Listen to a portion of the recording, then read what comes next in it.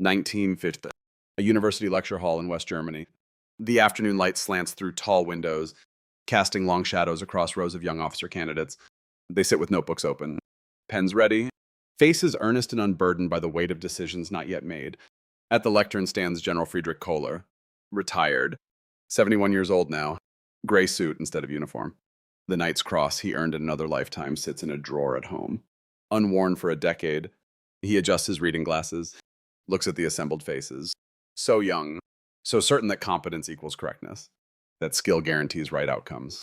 He once believed the same. Gentlemen, Kohler begins, his voice carrying the measured authority of 4 decades in service. Today we discuss December 1941, the Soviet winter counteroffensive, the Standfast Order. Most military histories call it a turning point. They are correct, though not for the reasons they state.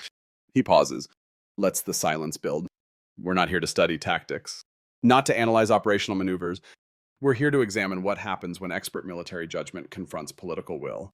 When the code you've sworn to uphold demands you execute orders you believe are wrong. Another pause. Longer this time. I was there, Chief of the General Staff. I wrote the Standfast Order with my own hand, distributed it to 3 million men. It worked. The army survived December, and that success destroyed us more thoroughly than any defeat could have. He opens a leather-bound journal. The pages are yellowed, the ink faded. December 1941 entries, written by a younger version of himself who still believed technical excellence mattered more than political conviction. This is how it began. December 4th, 1941, 4:30 in the morning. The thermometer outside the commandeered schoolhouse reads minus 35 degrees Celsius. Inside, it's barely warmer.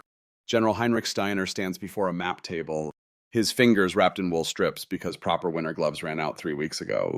The map before him makes no sense. Red arrows everywhere. Soviet attacks. Dozens of them. All along his front. All at once. He's 53 years old.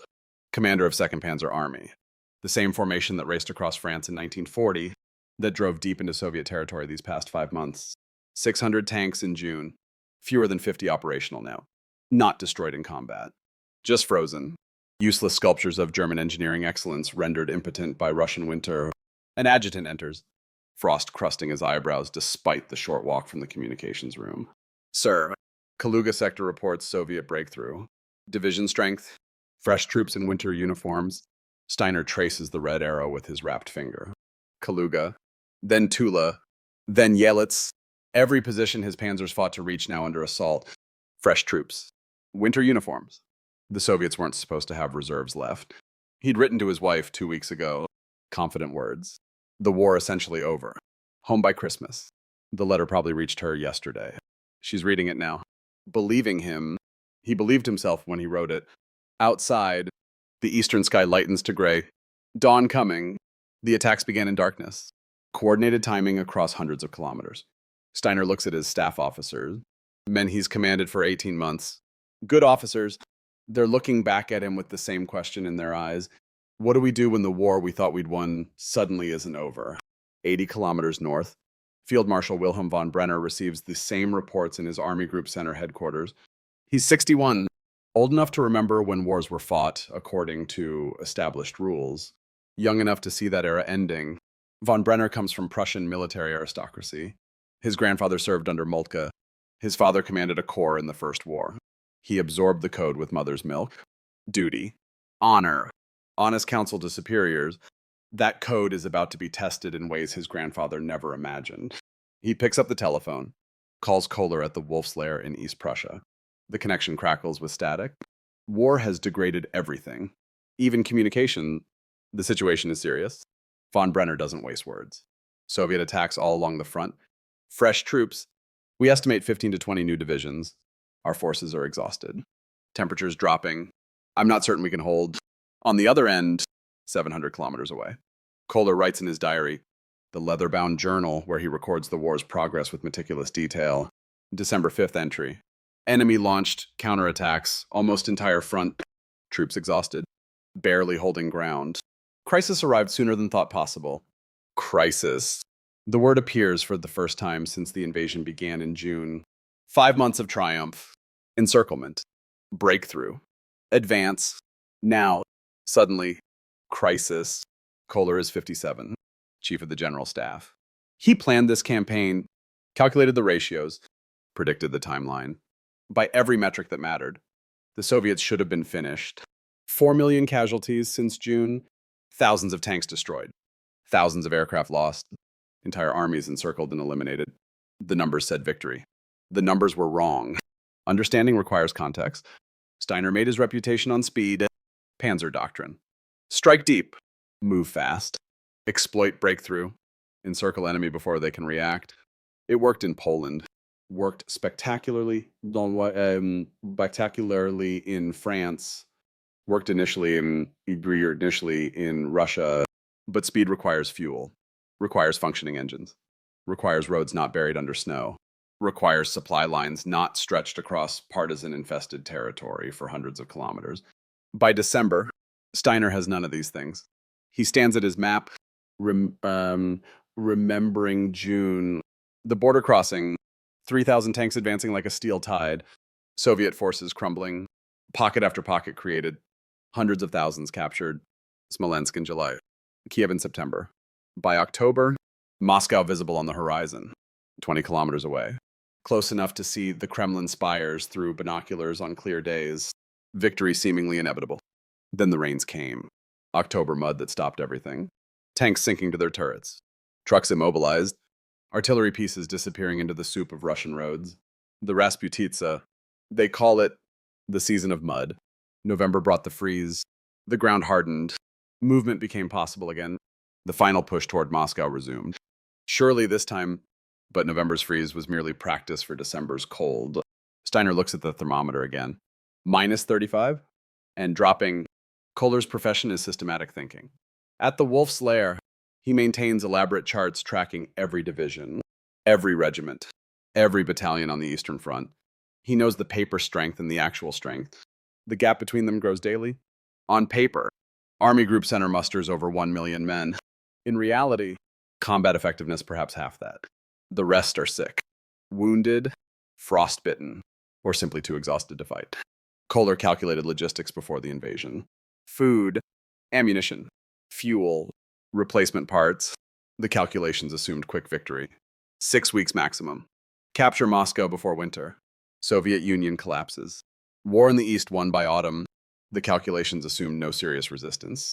Assumed Soviet military incompetence. Assumed Stalin's purges had broken the Red Army beyond recovery. Every assumption catastrophically wrong. Kohler picks up the telephone again. This time calling Steiner directly. Wants first-hand assessment from the officer whose judgment he trusts most. Heinrich, what's your situation? Steiner's voice comes through thin with distance and fatigue. Friedrich, they hit us with everything. Fresh divisions we didn't know existed. Siberian troops, winter equipment, weapons that still function in this cold. My men can't fire their rifles. The bolts are frozen. Machine guns jam after 3 rounds. The panzers won't start. We're fighting with frozen equipment against an enemy who came prepared. Pause, then quieter. I need permission to withdraw. Current positions are indefensible. Let me pull back 50 kilometers. Shorten the line. Consolidate. Save what's left of the army. Kohler writes this down. Underlines it. He knows Steiner. If Steiner says positions are indefensible, they are indefensible. I'll present your request. He hangs up, looks at the map, the entire Eastern Front stretching from Arctic to Black Sea. 3 million German soldiers, the largest military operation in history. And now, in December, freezing in place while fresh Soviet divisions attack, Kohler has spent his life trusting systematic analysis, trusting technical competence. But the numbers failed to predict this. The analysis missed the Soviet capacity for regeneration. Excellence didn't account for an enemy who simply refuses to quit. For the first time in his career, Kohler questions whether pure military logic suffices. 500 kilometers east, a different headquarters, General Mikhail Volkonsky studies his own maps. Soviet maps, showing the same battlefield from the opposite perspective. He's 45, commander of the Western Front. The force defending Moscow, Volkonsky rose from peasant origins, joined the Red Army in 1918 as barely literate teenager, learned to read in military schools, rose through ranks on pure competence, survived Stalin's purges because he was fighting Japanese in Mongolia when the executions began. Pure luck. The only reason he's alive. Now he commands the defense of the Soviet capital against the most sophisticated army in the world. And he knows something the Germans don't. They're not facing the broken, incompetent force they expected. The purges did massive damage. Yes. Killed the best officers. Yes. But the survivors learned brutal lessons. Adapt or die. Competence or execution. The Red Army of December 1941 bears little resemblance to the one that began the war. Staff officers enter with reports from the night's attacks. Volkonsky's senior operations officer speaks first. Comrade General, the offensive proceeds as planned. German resistance strong but disorganized. Their positions show signs of frostbite epidemic. Equipment failures widespread. Volkonsky nods. Studies the map. He spent 2 months preparing this counteroffensive, not with revolutionary enthusiasm, not with communist ideology. With cold calculation, he husbanded reserves while Germans exhausted themselves attacking, brought Siberian divisions west by rail. Troops trained in winter warfare, equipped properly, felt boots, quilted jackets, white camouflage suits, weapons that function at minus 40 degrees. He waited for the German offensive to culminate, to reach the point where momentum dies. When attackers have shot their bolt and can't continue, then he struck. The Germans are skilled opponents. Volkonsky tells his staff, never forget that. Any other army would have collapsed already. Their discipline is remarkable. But discipline can't overcome frozen equipment and frostbitten men. Continue pressure. Coordinated attacks. Keep them reacting, not initiating. The officers disperse to transmit orders. Volkonsky stays at the map.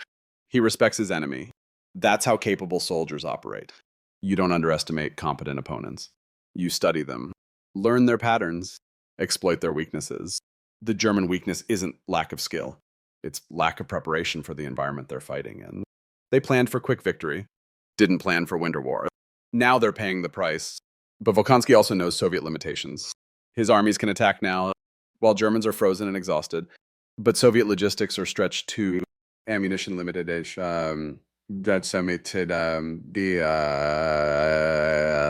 fuel scarce if he pushes too far. His own offensive will collapse. This isn't about destroying the German army. That's impossible. This is about pushing them back, saving Moscow. Surviving. Surviving is victory enough. December 6th. The temperature drops to minus 37. Steiner's headquarters receives reports from frontline units. The accounts read like technical manuals on equipment failure. Panzer III engines cracking from thermal stress. The metal can't withstand the cold. Crews try lighting fires underneath to warm the engines. Sometimes it works. Usually just creates smoke and wastes precious fuel. Oil turning to sludge. Thick as tar. Won't flow. Won't lubricate. Engines can't turn over even if they don't crack. Artillery recoil systems freezing solid. The guns fire once. The recoil mechanism jams gun permanently out of action. Artillerymen reduced to single-shot weapons. Rifles worse. Bolt action mechanism seizing. Soldiers trying to force the bolts.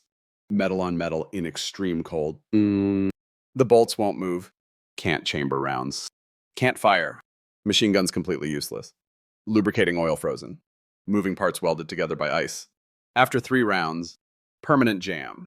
Horses dying by thousands. The German army still relies heavily on horses for logistics.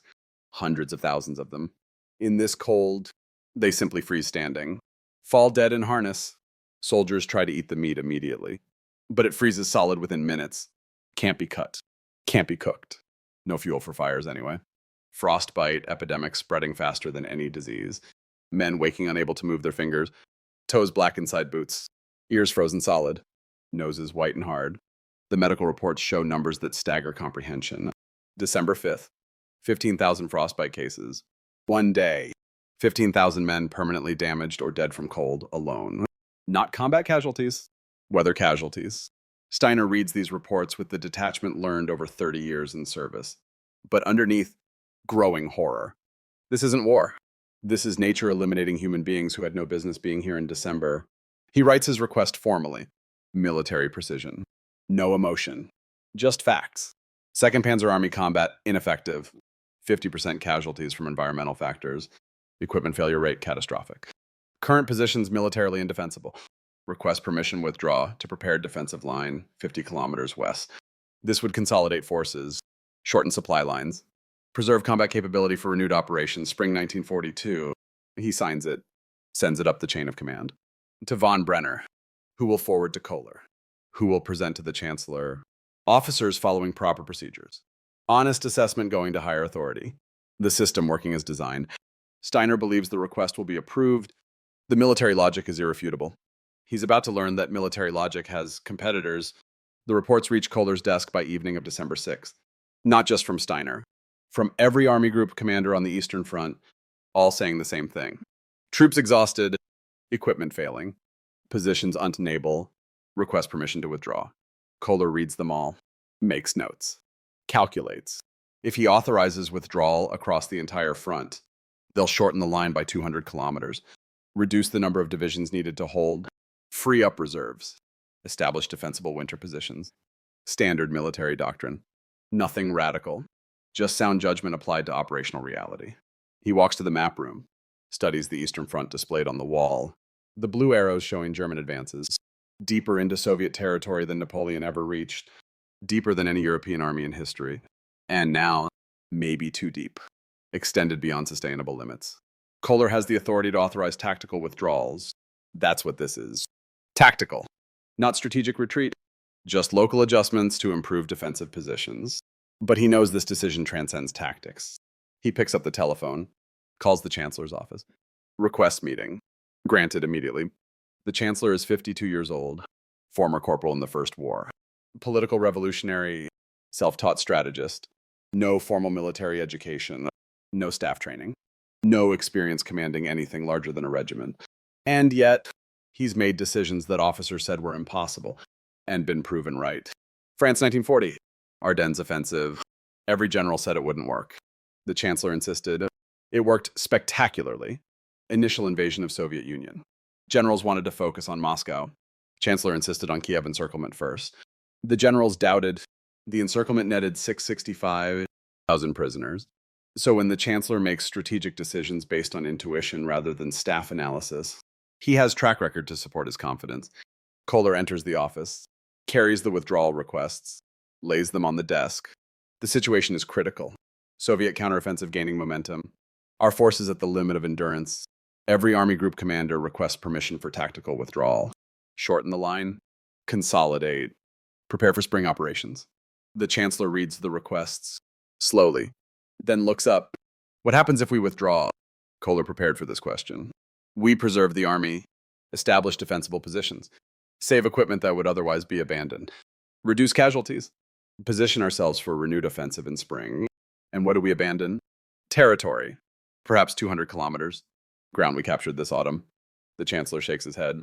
Nothing is insignificant when Moscow is 20 kilometers away. We retreat now. We signal weakness. We tell the Soviets they can push us. We tell our own troops that the advance is over. The psychological impact would be catastrophic. Kohler tries again. Technical assessment versus political consideration. The psychological impact of continued casualties in indefensible positions will be worse. Napoleon retreated from Moscow in 1812. His retreat became rout.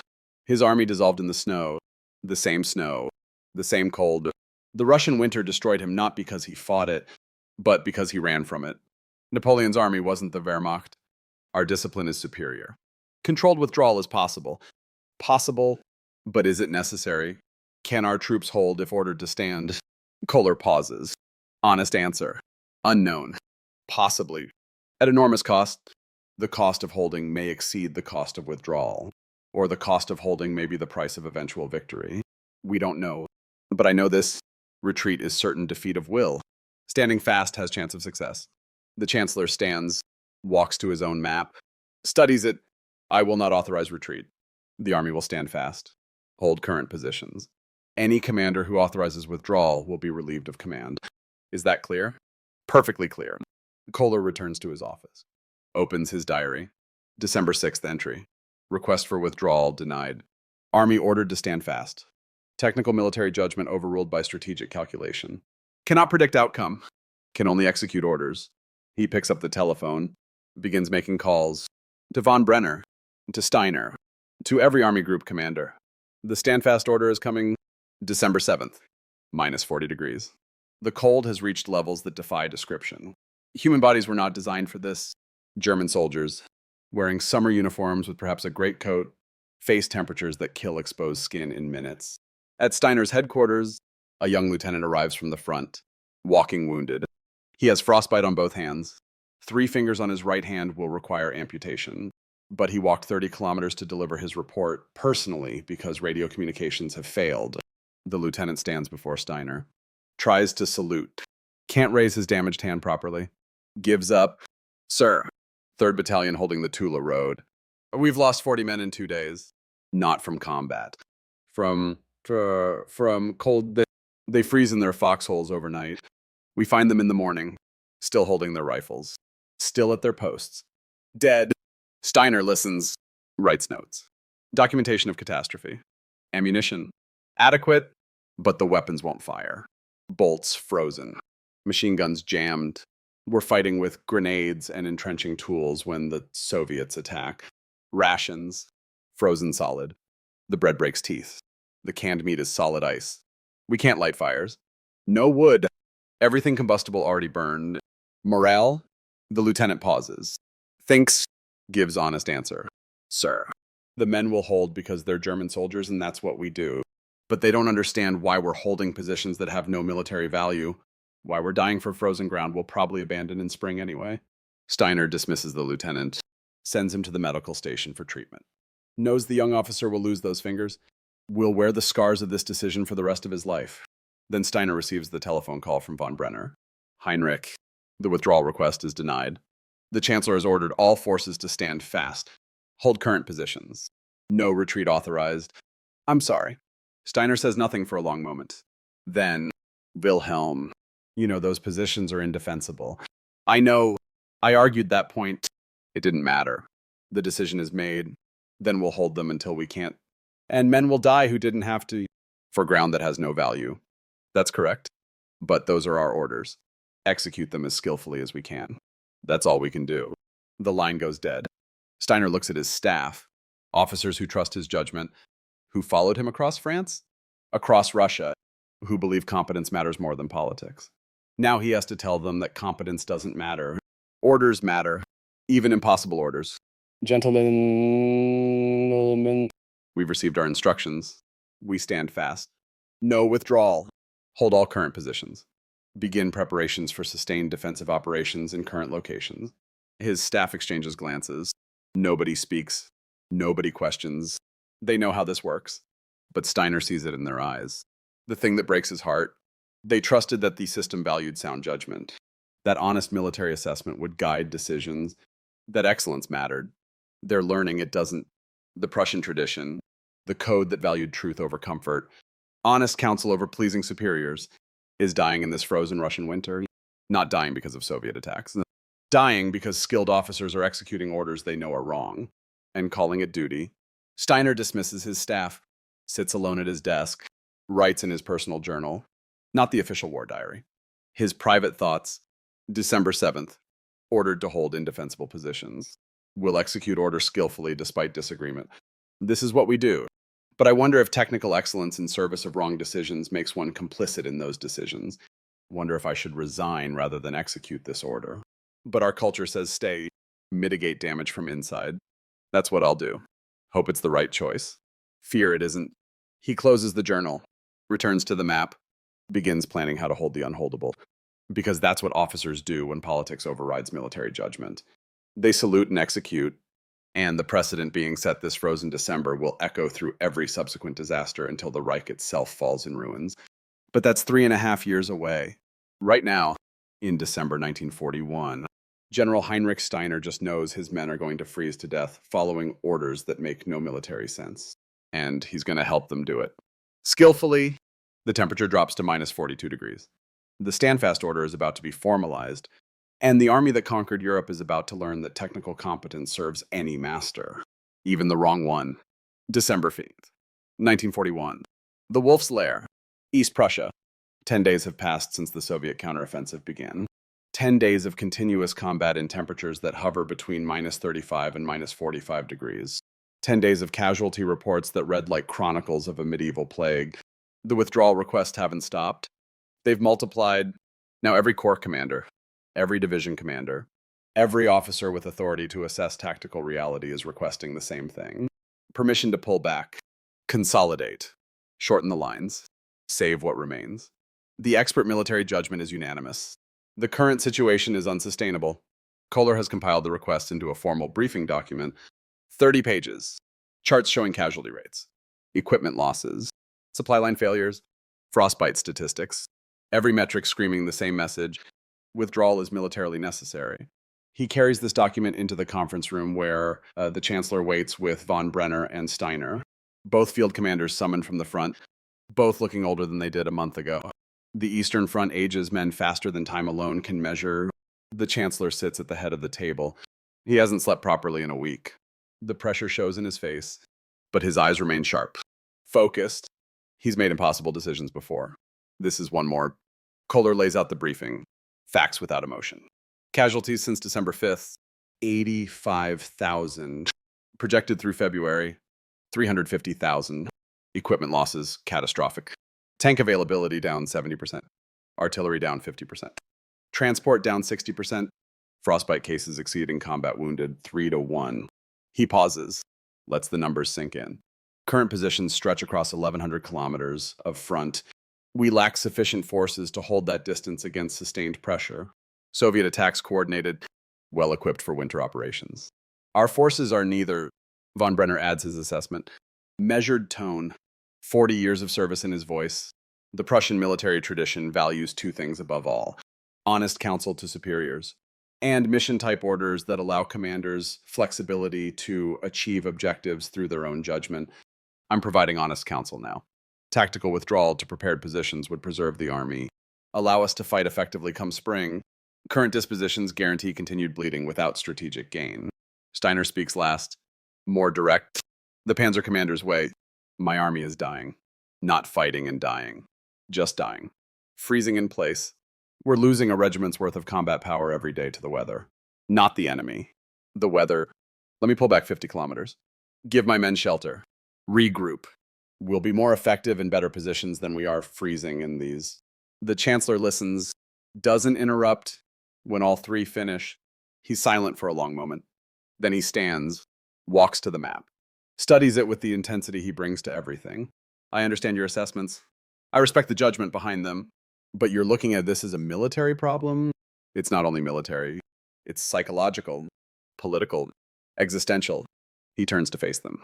You see withdrawal as tactical adjustment. I see it as admission of defeat. We came within 20 kilometers of Moscow. The Kremlin was visible through binoculars.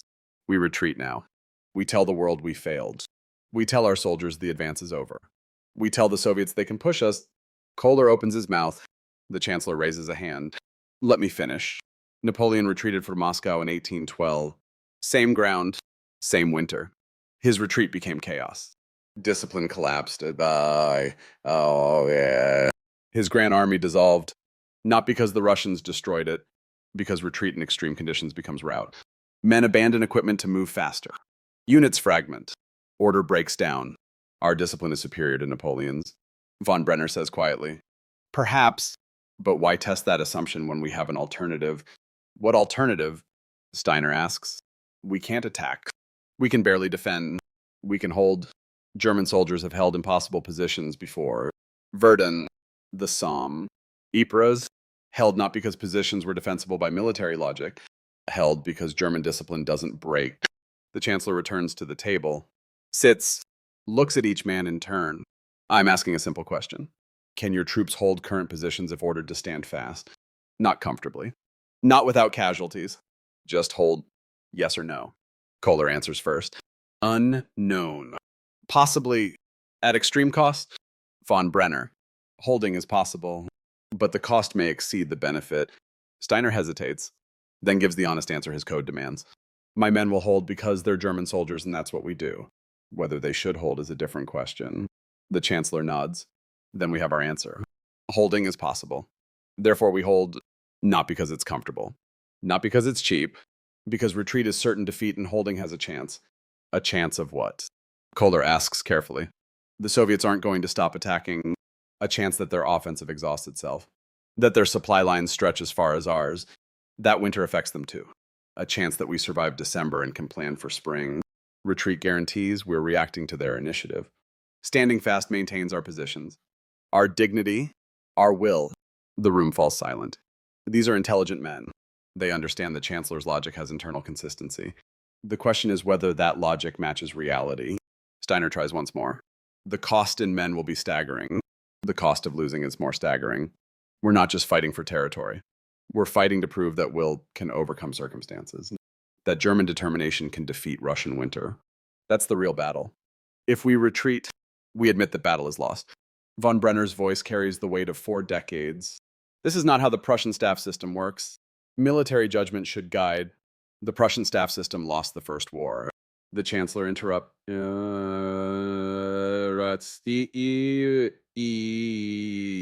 Not harshly, just stating fact. Military judgment said we'd win in 1914. We didn't. It said France couldn't be defeated through the Ardennes in 1940. I overruled that judgment.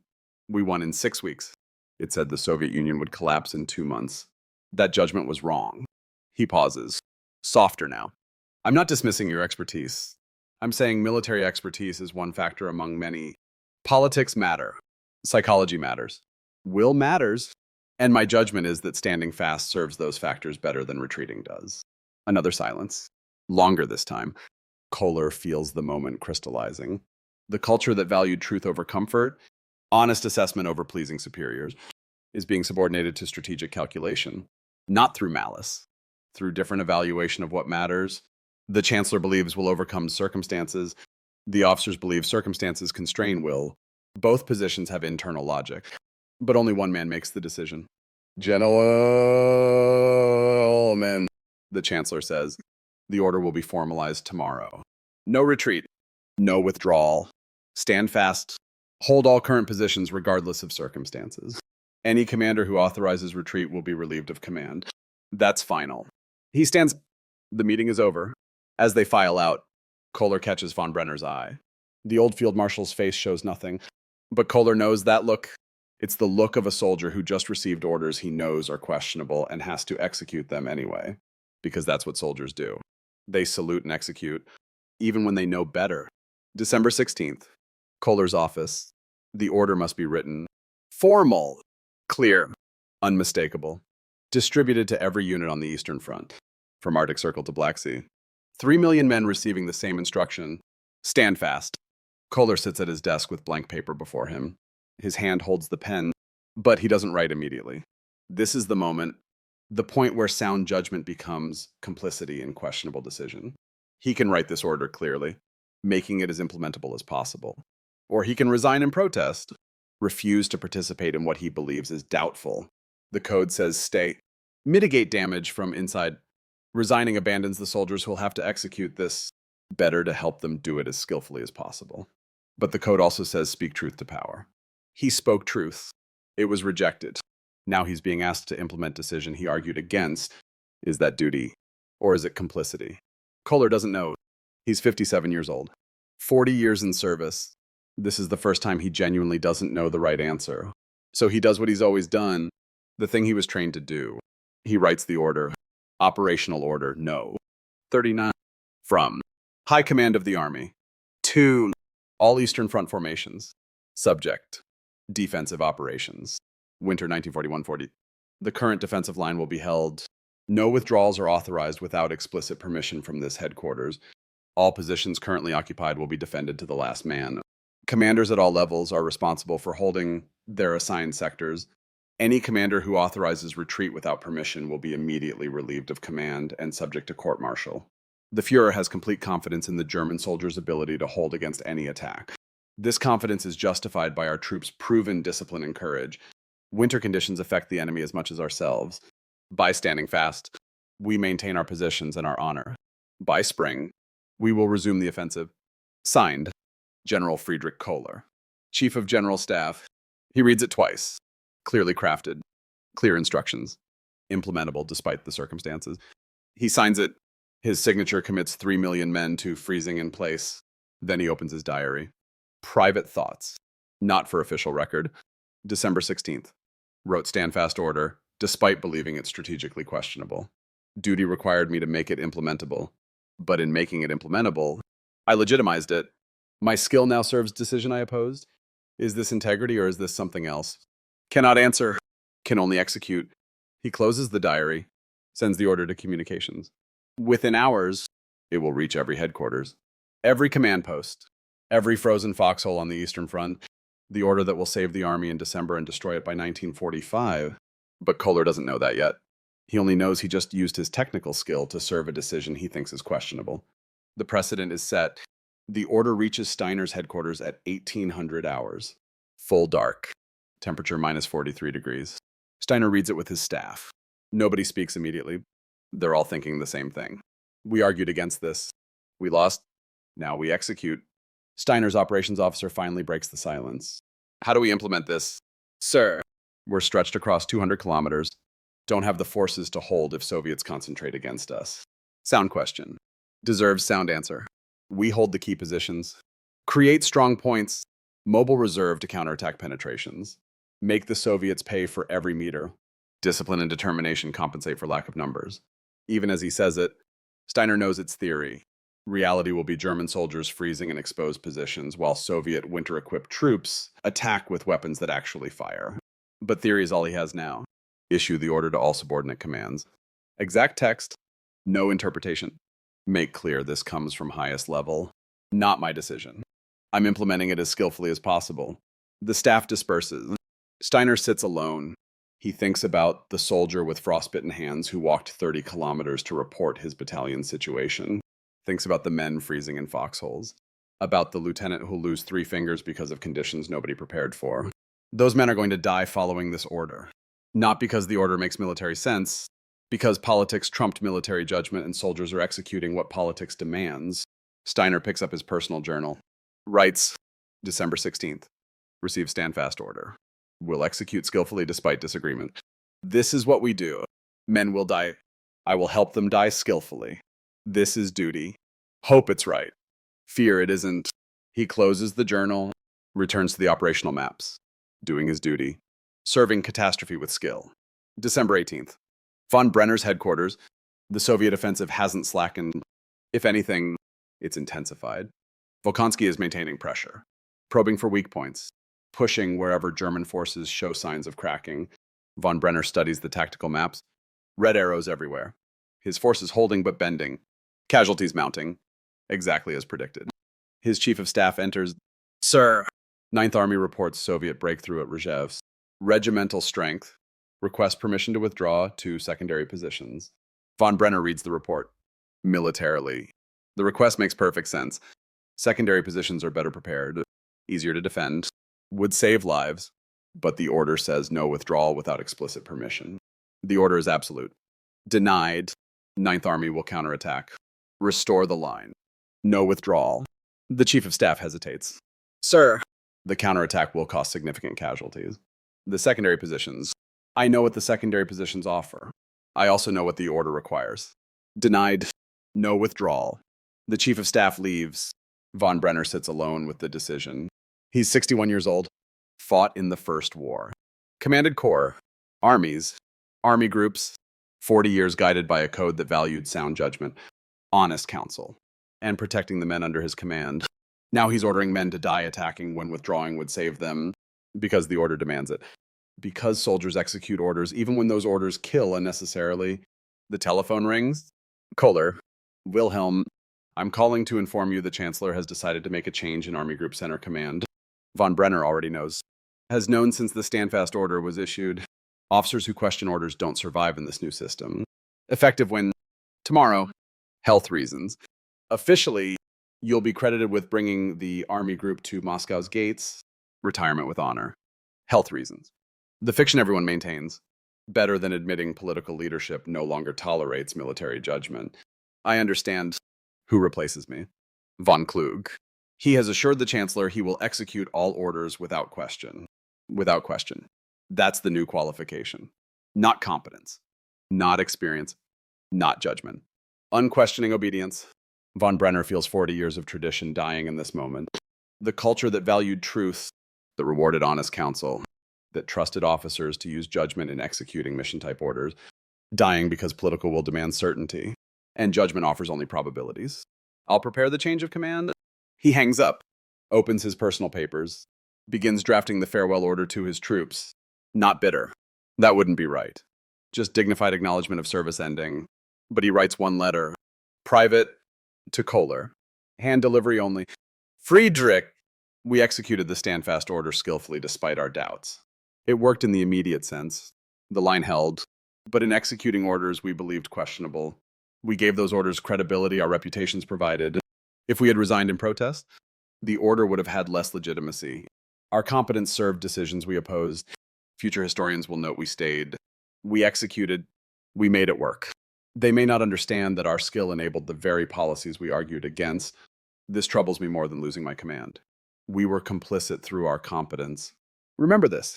He seals it, gives it to his personal aide with instructions for immediate hand delivery to Kohler.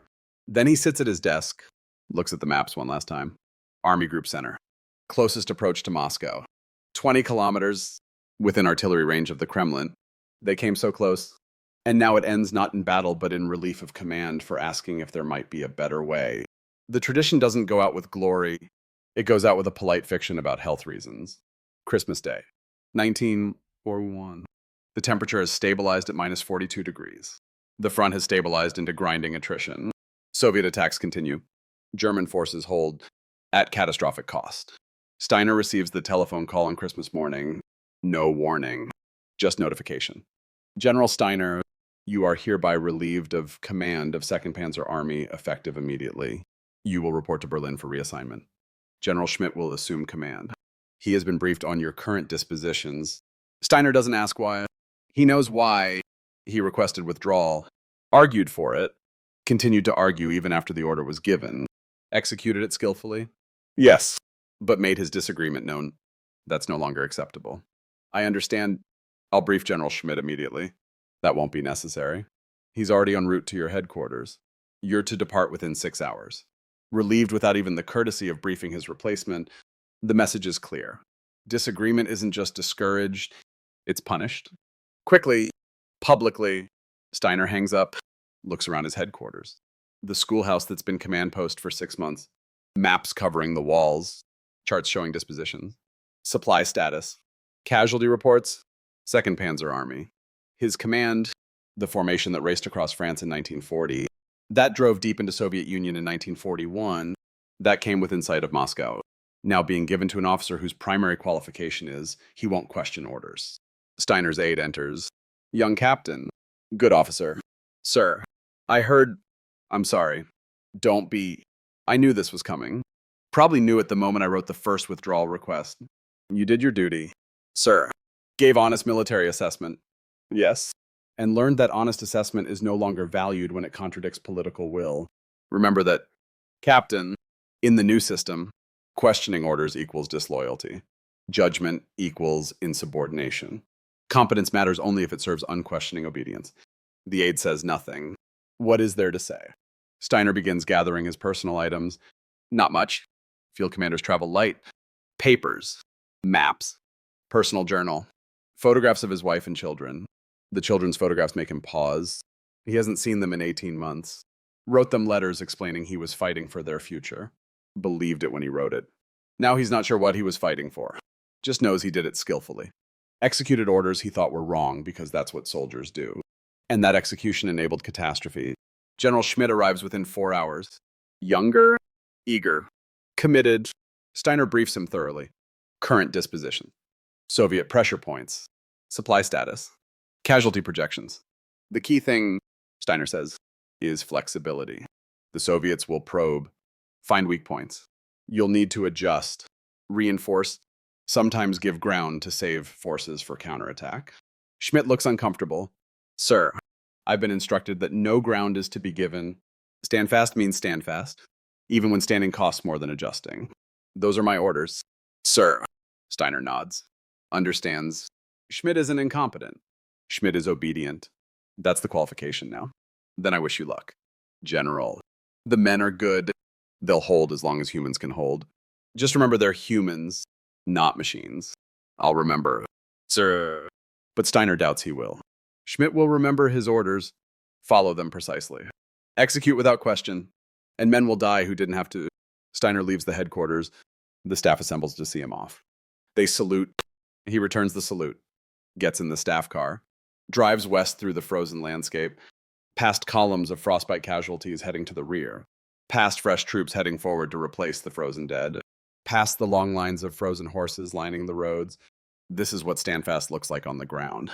This is what political will costs when it overrides military judgment. And he helped executed the order skillfully, made it work as well as it could work. Technical competence serving catastrophe. The car drives through Christmas Day. No celebration. No peace on earth. Just frozen soldiers dying in place because orders said stand fast. Kohler receives von Brenner's letter that evening, reads it twice. The old field marshal's words hitting like physical blows. Our competence served decisions we opposed. We were complicit through our competence. Kohler sits at his desk, the letter in one hand, his diary in the other. Von Brenner is right. By executing the standfast order skillfully, by making it work. They validated it, proved it could be done. Their technical excellence became the Chancellor's vindication. If they'd refused, if they'd resigned, the order might have failed, and failure might have taught caution. But they executed, and it worked. And success justified the approach. Kohler writes in his diary, not the usual measured assessment, something more raw. December 25th, received von Brenner's letter. He's right. We stayed to mitigate damage. Instead, we enabled damage by making it survivable. Our skill made bad strategy workable. This is the trap. When you execute doubtful orders successfully, you validate those orders, make future doubtful orders more likely. We are complicit. He closes the diary, but the thought doesn't leave. Professional competence without moral courage serves any master, even the wrong one. December 30th. The reports continue accumulating.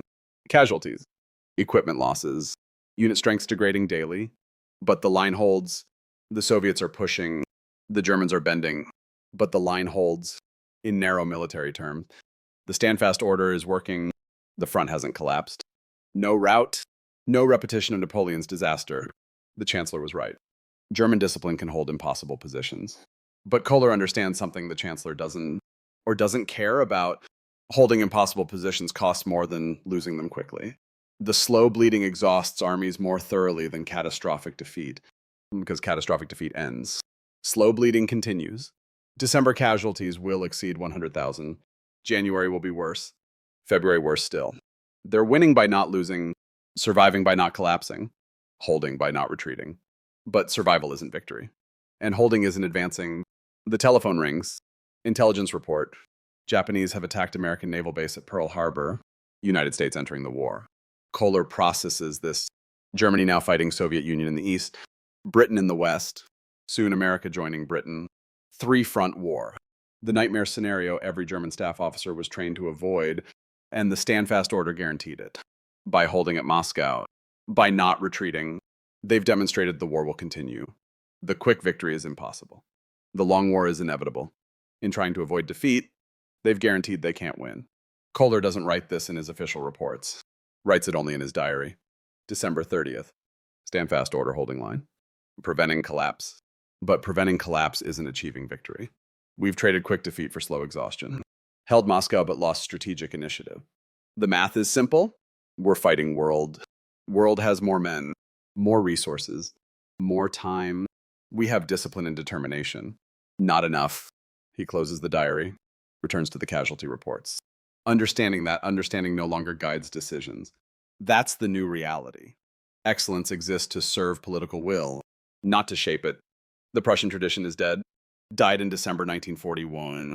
In the frozen ground outside Moscow. Died with dignity.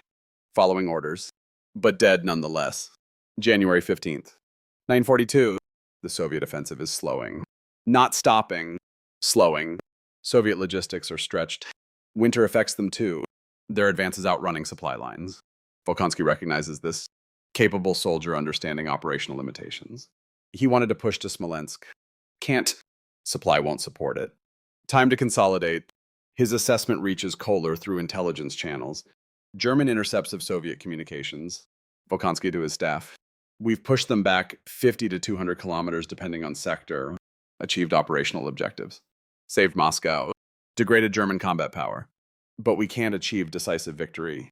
Their discipline too strong. They're holding despite conditions that should break any army. Consolidate. Prepare for spring. Kohler reads this with respect. Volkonsky is capable, understood German weakness, exploited it, but also understood his own limitations. Didn't overreach. Soldier fighting soldier. both serving political masters who care more about will than wisdom. The irony isn't lost on Kohler. German and Soviet officers would probably agree on optimal operations if left to pure military judgment. But both are subordinate to political leadership that values ideology over expertise. The difference is Stalin learned to listen to his officers. Eventually, after catastrophic losses taught him he needed them. The German chancellor learned the opposite lesson. That overruling officers can work, that will can overcome expert doubt. One side learning experts are necessary, other side learning experts are optional. That's the difference that will determine outcomes. But that's years away. In January 1942, Kohler only knows the immediate crisis is passing. The line held, the army survived. The standfast order worked. In narrow sense, February 1st, assessment meeting. The chancellor summons senior staff for strategic review. Present. Kohler, the officers who replaced the relieved commanders. Intelligence chiefs, the chancellor begins. Gentlemen, we have survived the Soviet winter offensive. Our forces held despite conditions no army in history has endured. This validates the standfast order. Military judgment said we should retreat. I ordered us to hold. We held, therefore my judgment was correct. No one responds immediately. The logic is simple. The conclusion is right in immediate tactical sense, but Kohler knows the deeper truth. They survived December. At cost that will be paid for years. Still, courtesy requires acknowledgement. The line held. The army remains intact. That is accurate assessment. More than intact. Proven. German discipline overcame Soviet numbers and Russian winter. This proves we'll defeat circumstances. That's the lesson. We apply this going forward. There it is. The lesson the chancellor learned. Standfast worked once. Therefore, standfast works always. Emergency measure becoming permanent doctrine. Kohler wants to explain that specific circumstances made December unique. That generalizing from one success is dangerous. That sound judgment should evaluate each situation independently. But he's watched what happens to officers who argue, von Brenner relieved, Steiner relieved, others relieved, all capable soldiers, all replaced by officers whose primary qualification is unquestioning obedience. Kohler is one of the last experts in senior position, if he's relieved, who remains to provide any restraint at all. So he stays silent, complicit through silence, enabling through not opposing, choosing survival over integrity. The meeting continues, planning for spring, summer offensive, objectives, resources. But Kohler barely listens. He's thinking about his letter from von Brenner, about competence serving wrong decisions, about staying versus resigning. He stayed, executed the order skillfully, made it work as well as it could work, and by making it work, he proved it could work, validated the method, legitimized the approach.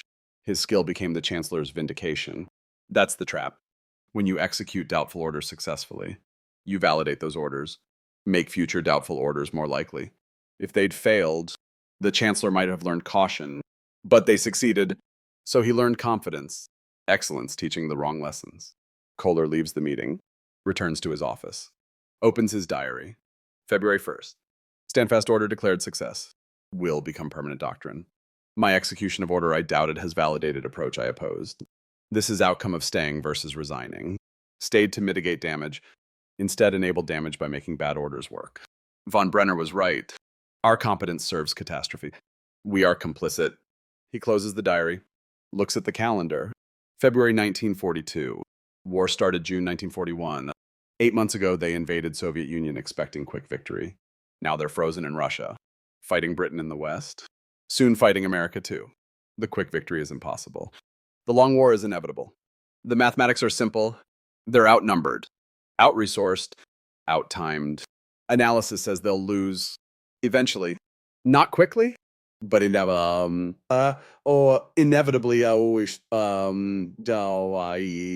But analysis no longer guides strategy.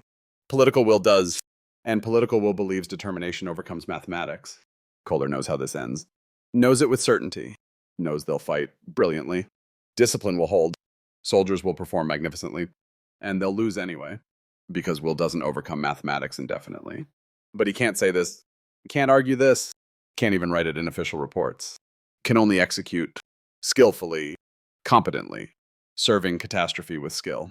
That's what soldiers do in the new system. They salute and execute, even when they know better, especially when they know better. because their competence is needed to make the impossible last as long as possible. Kohler returns to his work, processing reports, updating assessments, planning operations, doing his job, enabling catastrophe. The temperature outside remains minus 40 degrees. The standfast order remains in effect. The Prussian tradition of honest counsel serving sound judgment is dead. Long live the new tradition, unquestioning obedience serving political will. It will take 3.5 more years to fully pay the price for December 1941. But the bill is already written. Soldiers are just executing the payment schedule. Competently, skillfully, all the way to ruins. Summer 42. Planning for renewed offensive. The Wehrmacht has recovered partially.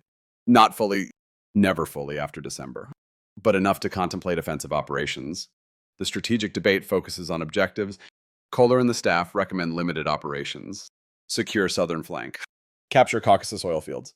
Strategic targets that improve Germany's resource position.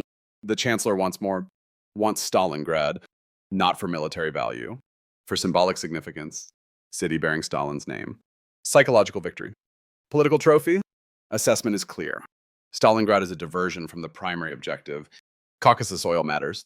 Stalingrad matters only to Stalin's pride and the Chancellor's ego. But assessment doesn't guide decisions anymore. The Chancellor overrides the staff. Stalingrad becomes objective. Not supporting primary objective. Kohler writes the operational orders, clear directives, implementable plans, makes the doubtful decision executable. Again, September 1942. Stalingrad, the city is rubble. Block by block fighting. The Wehrmacht is grinding forward. Slowly, at catastrophic cost. Urban combat in a city the Soviets won't abandon. Assessment from field commanders is unanimous. This is a meat grinder. German losses are unsustainable. The city has no strategic value. Even if captured, holding it through winter will be impossible. Request permission to bypass. Leave holding force. Continue toward the actual objective. Caucasus oil. The Chancellor refuses. Stalingrad must be taken completely. No compromise. Not because it matters militarily, because it matters symbolically. Kohler presents the field commander's assessments. His responsibility, honest counsel. The Chancellor's response references December 1941. Officers said we should retreat from Moscow. I ordered stand fast. We held. You were wrong. I was right. Same situation now. Officers doubt. I'm certain Stalingrad will be taken. Kohler tries to explain the difference. December was defensive. Stalingrad is offensive. December had continuous front. Stalingrad is exposed salient. Different circumstances require different approaches. The Chancellor isn't interested in nuanced analysis. Principles don't change with circumstances. Will overcame winter at Moscow. Will captures Stalingrad now. That's the lesson December taught. Wrong lesson. Completely wrong lesson. But Kohler can't say this directly. Can only present the assessment. Let the Chancellor decide. The Chancellor decides. Stalingrad attack continues. Kohler returns to his office. The pattern is clear now. December 1941 became template. Single success generalized into universal principle. Emergency measure applied to every situation. Military judgment evaluating each situation on specific circumstances is dismissed as overcomplexity. The Chancellor has found his formula. Stand fast worked, therefore commitment always works. Attack with determination always succeeds. Except it doesn't. September 24th.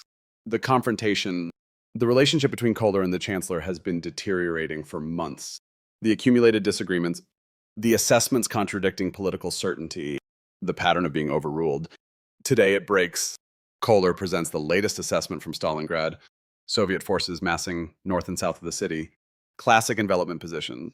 Sixth Army is an exposed salient, vulnerable to being cut off. Recommendation. Withdraw now, before encirclement closes. Save the army. The Chancellor studies the maps, then looks at Kohler with something between pity and contempt. You're always recommending withdrawal. Moscow. You wanted retreat. I ordered stand fast. We won. Now Stalingrad, you want retreat. I order continue attack. We'll win again. Circumstances are different. Circumstances are always different. That's the excuse always made. I see the pattern. December taught the lesson. Will defeats circumstances. Stand fast worked. It works because I understand something you don't. Psychology matters more than logistics. Determination matters more than calculations. Kohler maintains composure. 4 decades of discipline. But underneath, frustration building. I'm providing military assessment. That's my duty. Whether you accept it is your decision.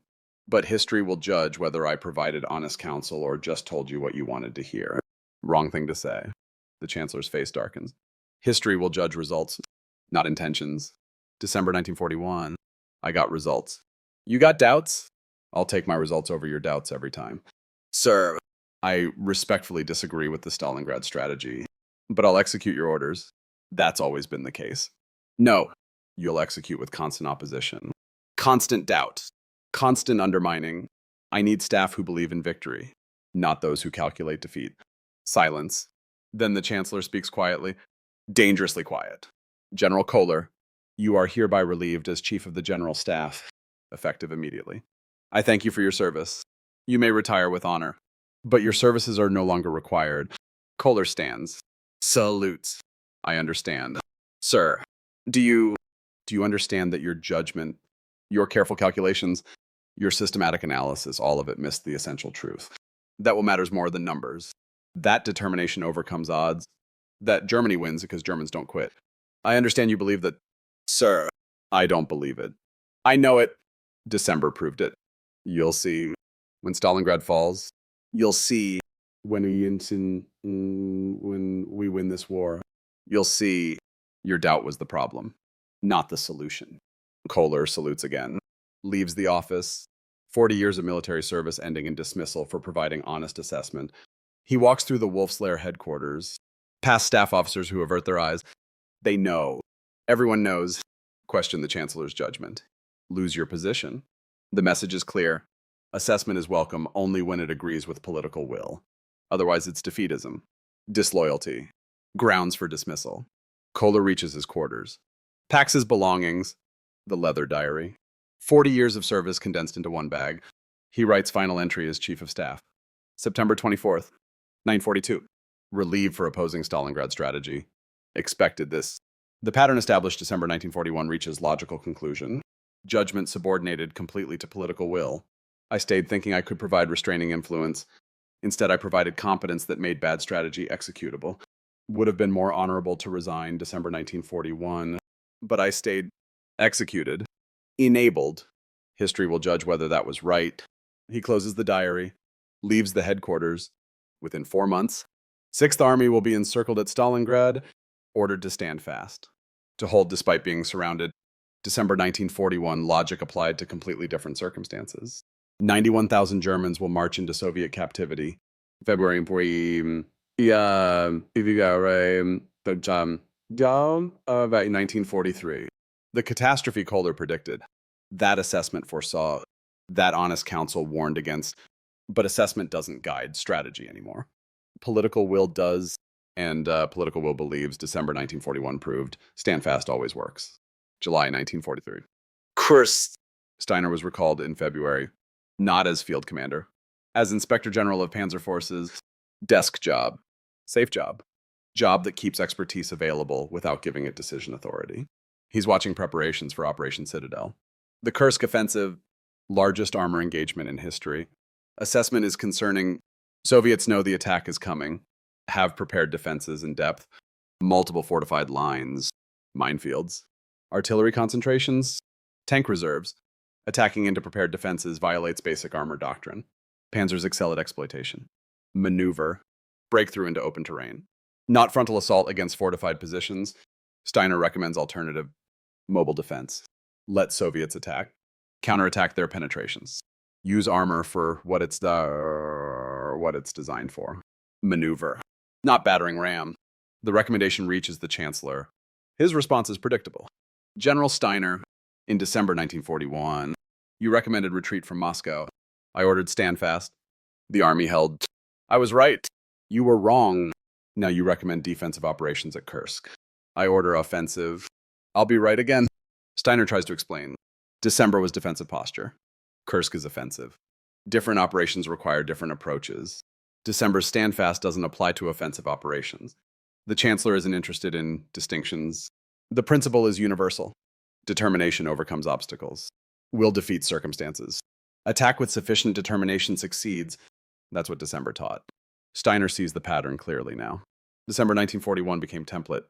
Single success generalized into universal principle. Emergency measure applied to every situation. Judgment evaluating each situation on specific circumstances is dismissed as overcomplexity. The Chancellor has found his formula. Stand fast worked, therefore commitment always works. Attack with determination always succeeds. Except it doesn't.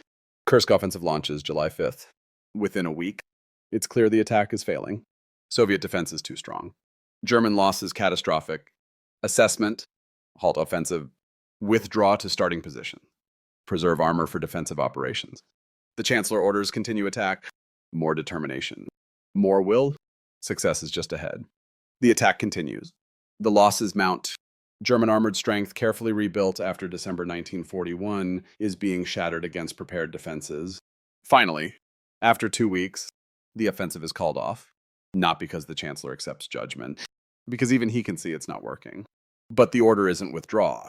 The order is stand fast, hold ground gained, defend in place. December 1941 formula applied again, to different circumstances, with different results. Soviet counteroffensive begins. Germans, exhausted from attacking, now must defend without mobile reserves, without the armor that was destroyed attacking fortified positions. The line bends, the line breaks. The Germans retreat. Not ordered withdrawal. Chaotic falling back? Exactly what Standfast was supposed to prevent. Steiner watches from his desk in Berlin, reads the reports, understands what happened. December 1941 worked because defensive operation matched circumstances. Hold frozen positions when both sides exhausted. Soviets couldn't push much further. Germans couldn't retreat safely. Stand fast made sense that specific time and place, but universally applied to offensive at Kursk, it destroyed the offensive capability. Consumed reserves attacking when mobile defense would have preserved them. One success applied everywhere. Failing everywhere except that one time, 1944. Multiple fronts. The war has expanded beyond anyone's capacity to manage. Eastern Front collapsing slowly. Western Front now open Normandy invasion. Southern Front Italy. The three-front nightmare. At every crisis point, the response is the same. Stand fast. Hold ground. No withdrawal. December 1941 formula. Normandy.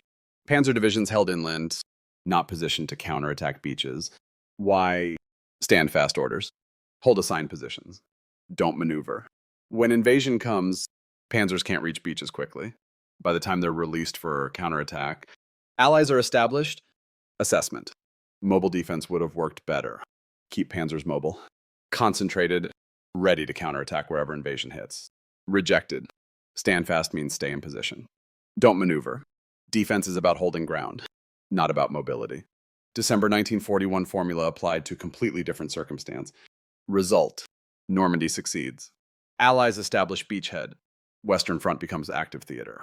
Eastern Front. Soviet summer offensive. Operation Bagration. Massive breakthrough. Army Group Center surrounded in multiple pockets.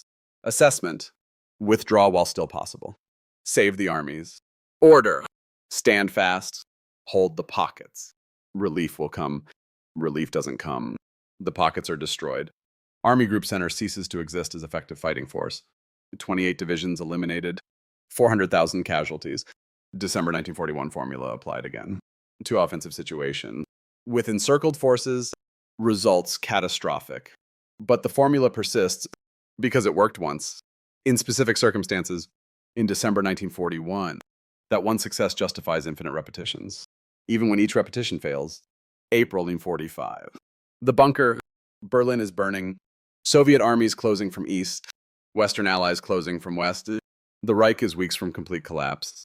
In the Führer bunker, the Chancellor still issues orders, still moves pins on maps, still commands armies that no longer exist, and still applies December 1941 logic. Stand fast, hold Berlin, no retreat. Will defeat circumstances. Determination overcomes odds. The staff officers in the bunker exchange glances. Everyone knows the war is lost. Everyone knows stand fast in Berlin is suicide. Everyone knows the orders are insane. But nobody says it. The culture established December 1941 question orders. Lose position persists to the end. Officers execute impossible orders because that's what officers do. One young colonel, new to staff, finally asked the question, Mein Führer, the situation is hopeless. Shouldn't we consider? The Chancellor cuts him off. December 1941. Moscow. Situation was hopeless. Officers wanted retreat. I ordered stand fast. We held. We won. Same now. Berlin will be held. Germany will prevail. That's not optimism. That's certainty based on proven formula. The colonel says nothing more. Learns the lesson all learned. Don't question. Just execute. The orders go out. Berlin will be defended to the last man. Stand fast. The formula that worked in December 1941 applied one final time. The result is predictable. Berlin falls. The Reich ends. Unconditional surrender. Stand fast. Applied to the final hopeless situation. Accomplishes nothing except prolonging agony. But the Chancellor never learns this. Dies in the bunker. Convinced to the end that December 1941 proved will overcomes everything. That stand fast was vindicated. That officers were always wrong and he was always right. He has evidence. December 1941. One success. Applied universally. Failing everywhere except that one time. But that one success was enough. To build a doctrine. To override judgment. To subordinate military expertise to political conviction. One success leading to countless failures. The final irony. 9:55. The lecture hall. Full circle. Kohler finishes his account. The young officer candidates have been silent throughout, listening to the old general describe how military culture died in December 1941.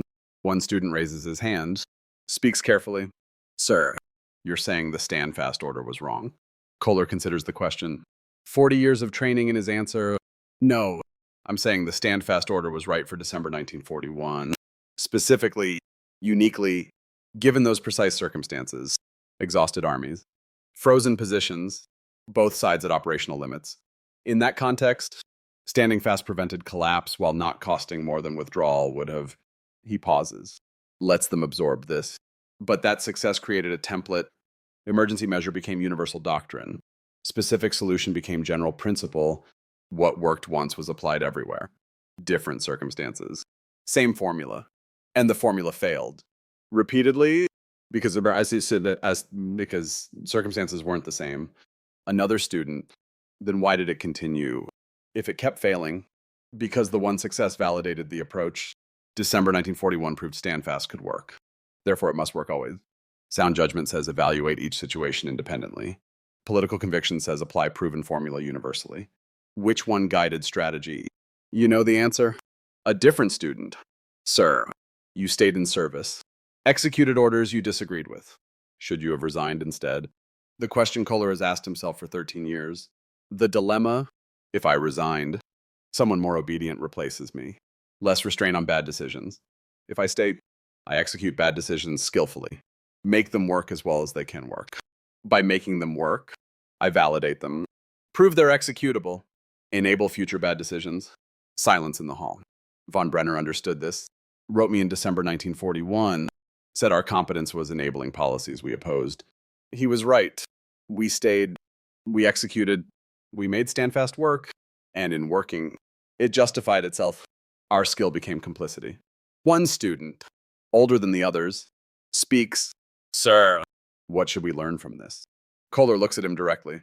That competence without moral courage serves any master, even the wrong one.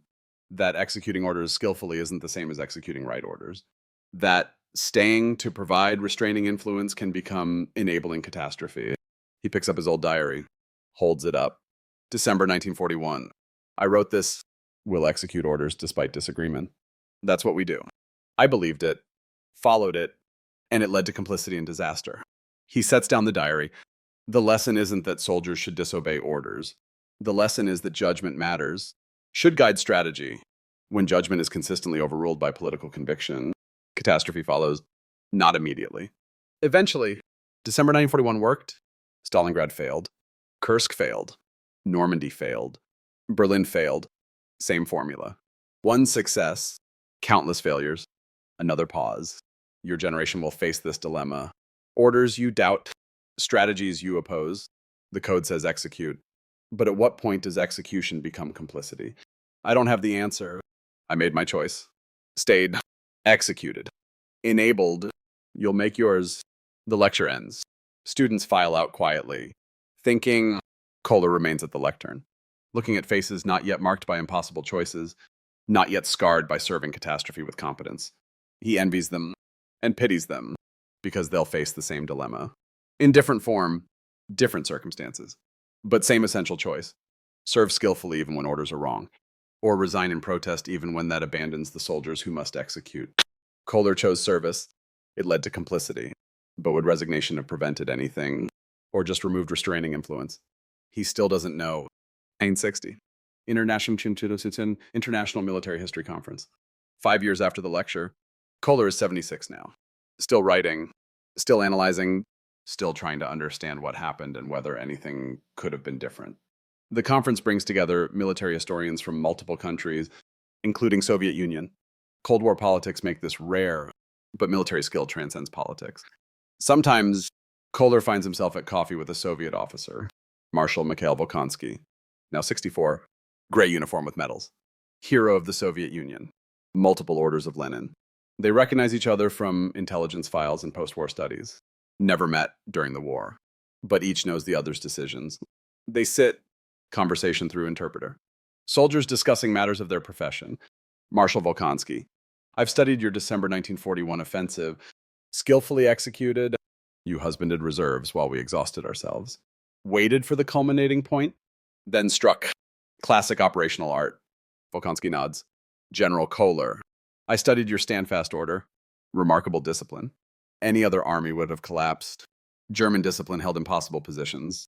I was impressed even while fighting against it. They sip coffee. Two old soldiers discussing the war that defined their lives. Your government learned to listen to military judgment. Kohler says quietly. Eventually, after initial disasters, Stalin learned his limitations. Volkonsky agrees. After catastrophic losses, he understood he needed us. Let us fight the war while he handled politics. Painful lesson. But ours learned the opposite lesson, that overruling us could succeed. December 1941 proved it. Applied that lesson repeatedly. Volkonsky nods. We noticed December 1941. Stand fast made sense. Tactical necessity. But Stalingrad, ordering 6th Army hold surrounded positions. That made no military sense. We exploited it. Sound judgment said withdraw. Political will said stand fast. December formula applied to different circumstances. And you stayed in service, executed those orders, made them work as well as they could work. Kohler is silent for a moment. Then, yes, duty demanded execution. But execution validated bad strategy, made it seem workable, enabled repetition. Volkonsky considers this the burden we served, even when service enables disaster. I understand Stalin's purges killed my friends. My colleagues, I stayed, survived, served. Was I complicit? Or was I doing duty? They look at each other, two who faced impossible choices. Made different decisions. Both served catastrophic systems. Both tried to do their duty. Perhaps, Kohler says slowly, the lesson is that competence needs moral courage. Technical skill isn't enough. Must also have courage to resign when service enables disaster.